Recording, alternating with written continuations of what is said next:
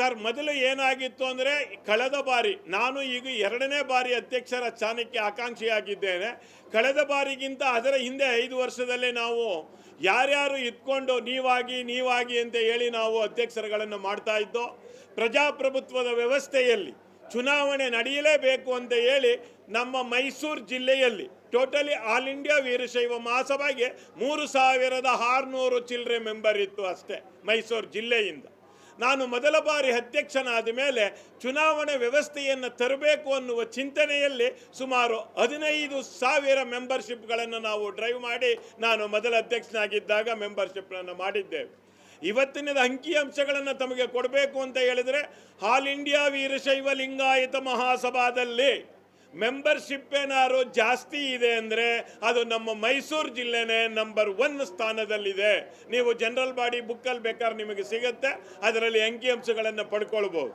ಇವತ್ತಿಗೂ ಆ ದೃಷ್ಟಿಯಲ್ಲಿ ನಾವು ಸದಸ್ಯರುಗಳಿಗೆ ಏನು ಮನೋಭಾವನೆ ಇದೆ, ಅವರುಗಳಿಗೆ ಏನು ಅನುಕೂಲತೆಗಳನ್ನು ಬೇಕು, ವೀರಶೈವ ಲಿಂಗಾಯತ ಬಂಧುಗಳು ಯಾವ ರೀತಿ ಕೆಲಸ ಮಾಡಬೇಕು ಅನ್ನುವ ಚಿಂತನೆಯಲ್ಲಿ ನಾವು ಒಂದು ಸಿಂಡಿಕೇಟ್ ಮಾಡಿಕೊಂಡು ಈ ಸಾರಿ ಎಲೆಕ್ಷನ್ಗೆ ನಿಂತಿದ್ದೇವೆ.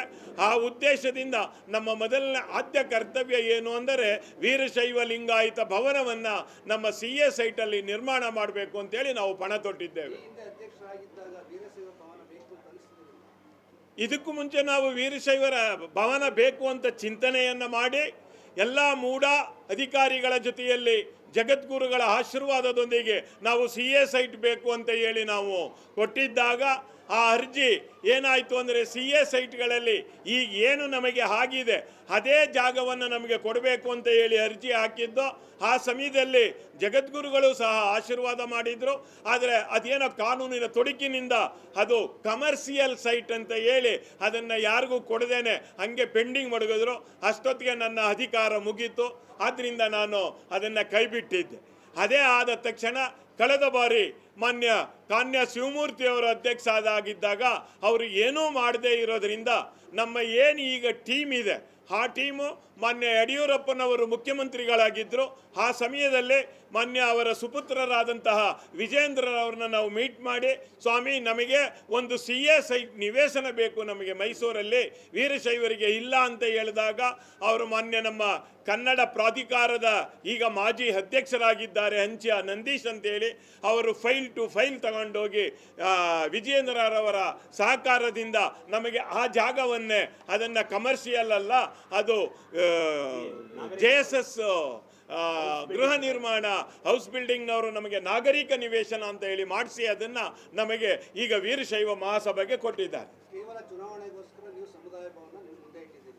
ಚುನಾವಣೆ ತದ ನಂತರ ಆಗಲಿಲ್ಲ ಅಂದ್ರೆ ಏನು ಮಾಡಬೇಕು ಸರ್? ನಾವು ಇಲ್ಲಿ ಚುನಾವಣೆ ಪ್ರಜಾಪ್ರಭುತ್ವದಲ್ಲಿ 5 ವರ್ಷಕ್ಕೊಂದ್ಸಾರಿ ಬರುತ್ತೆ ಹೋಗುತ್ತೆ. ನಮ್ಮ ದೇಹೋದ್ದೇಶ ಯಾರು ಬೇಕಾದರೂ ನಿಂತ್ಕೊಳ್ಬೋದು, ನಾನೇ ನಿಲ್ಲಬೇಕು ಅನ್ನುವ ಮನೋಭಾವನೆ ಇಲ್ಲ. ಯಾರೇ ಬರಲಿ, ನಾವು ಭವನವನ್ನು ನಿರ್ಮಾಣ ಮಾಡಿ ಮುಂದಿನ ಪೀಳಿಗೆಗೆ ದಾರಿದೀಪವಾಗಿ ಮಾಡಿಕೊಡ್ಬೇಕು ಅಂತ ಹೇಳಿ ನನ್ನ ಅನಿಸಿಕೆ ಸರ್. ಈಗಾಗಲೇ ನಾನು ಕಳೆದ ಬಾರಿ ನನಗೆ 5 ವರ್ಷ ಫ್ರೀ ಕೊಟ್ಟದ್ದಕ್ಕೆ ಹೆಬ್ಬಾಳು ವಿಜಯನಗರ ಬಸವ ಸಮಿತಿಯಲ್ಲಿ ಸುಮಾರು 100/60 ಅಡಿ ಅಗಲದ ಒಂದು ಬಸವ ಭವನವನ್ನು ನಿರ್ಮಾಣ ಮಾಡಿದ್ದೇನೆ. ಅಲ್ಲಿ ಆ ದೃಷ್ಟಿಯಲ್ಲಿ ನಾನು ಜಿಲ್ಲೆಗೂ ಸಹ ಒಂದು ಬಸವ ಭವನವನ್ನು ನಿರ್ಮಾಣ ಮಾಡಿ ಸಾರ್ವಜನಿಕರ ಉಪಯೋಗಕ್ಕೆ ಕೊಡಬೇಕು ಅಂತೇಳಿ ಪಣ ತೊಟ್ಟಿದ್ದೇವೆ.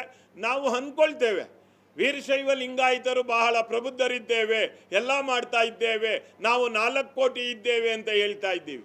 ನಾವು ಯಾವ ವಿಧವಾದ ನಮ್ಮ ಪ್ರಬುದ್ಧ ವೀರಶೈವ ಲಿಂಗಾಯತರಳು ಮನೆಗೆ 5 ರೂಪಾಯಿ ಅಂತ ಕಲೆಕ್ಷನ್ ಮಾಡಿದ್ರು ಸಹ ನಮಗೆ ಕೋಟಿಗಟ್ಟಲೆ ದುಡ್ಡು ಬರುತ್ತೆ. ಆ ದುಡ್ಡಲ್ಲಿ ನಾವು ಬಸವ ಭವನವನ್ನು ನಿರ್ಮಾಣ ಮಾಡಬೇಕು ಅಂತ ಪಣ ತೊಟ್ಟಿದ್ದೇವೆ. ಗ್ರಾಮಾಂತರ ಗಳಿಂದ ನಾವು ವೀರಶೈವ ಎಲ್ಲ ಸಂಘಟನೆಗಳನ್ನ ಮಾಡಿದ್ದೇವೆ. ತಾಲೂಕು ಅಧ್ಯಕ್ಷರುಗಳಿದ್ದಾರೆ. ನಮ್ಮ ಮುಂದಿನ ಯೋಜನೆ ಪ್ರತಿ ತಾಲೂಕಲ್ಲೂ ಸಹ ಒಂದು ವೀರಶೈವ ಲಿಂಗಾಯತ ಭವನವನ್ನು ಮಾಡಬೇಕು ಅಂತ ಹೇಳಿ ನಮ್ಮ ಯೋಜನೆಗಳಲ್ಲಿ ಹಾಕೊಳ್ತಾ ಇದ್ದೇವೆ. ಸರ್, ಅಂತಿಮ ಮತವಾಗಿ ತಾವು ಮತದಾರರ ಪ್ರಬುದ್ಧರಿದ್ದೀರಿ. ತಾವು ಯಾರಿಗೆ ಮತವನ್ನು ಚಲಾಯಿಸಿದರೆ ನಮಗೆ ಸಮಾಜದಲ್ಲಿ ಅನುಕೂಲ ಆಗುತ್ತೆ ಚಿಂತನೆಯಲ್ಲಿ ಮತದಾರರಿಗೆ ನಾವು ಬಿಟ್ಟಿದ್ದೇವೆ ಸರ್.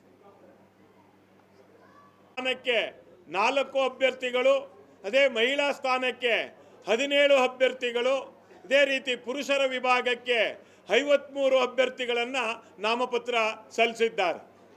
ಆ ಚಿಂತನೆಯಲ್ಲಿ ನಾವು ಇಲ್ಲಿ ಬೇಕಾಗಿರೋದು ನಮಗೆ ಮೈಸೂರು ಜಿಲ್ಲೆಯಿಂದ 20 ಜನ ಪುರುಷ ಅಭ್ಯರ್ಥಿಗಳು, 10 ಜನ ಮಹಿಳಾ ಅಭ್ಯರ್ಥಿಗಳು, 1 ಅಧ್ಯಕ್ಷರ ಸ್ಥಾನ ಬೇಕಾಗಿರೋದ್ರಿಂದ ನಾನು ಹಿನಕಲ್ ಬಸವರಾಜ್ ಅಂತ ಹೇಳಿ ನನ್ನ ಹೆಸರು.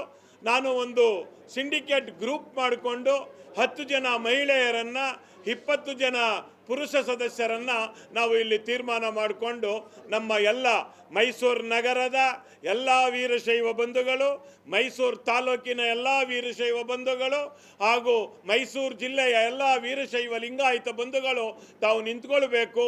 ಮೈಸೂರು ನಗರದಲ್ಲಿ ಒಂದು ಅತಿ ಶೀಘ್ರದಲ್ಲೇ ಒಂದು ಬಸವ ಭವನವನ್ನು, ಅಖಿಲ ಭಾರತ ವೀರಶೈವ ಲಿಂಗಾಯತ ಭವನವನ್ನು ನಾವು ನಿರ್ಮಾಣ ಮಾಡೋಣ ಅಂತ ಹೇಳಿ ಎಲ್ಲರೂ ಸಹ ಸಂಘಟಿತರಾಗಿ ನಾವು ಎಲೆಕ್ಷನ್ಗೆ ನಿಂತಿದ್ದೇವೆ.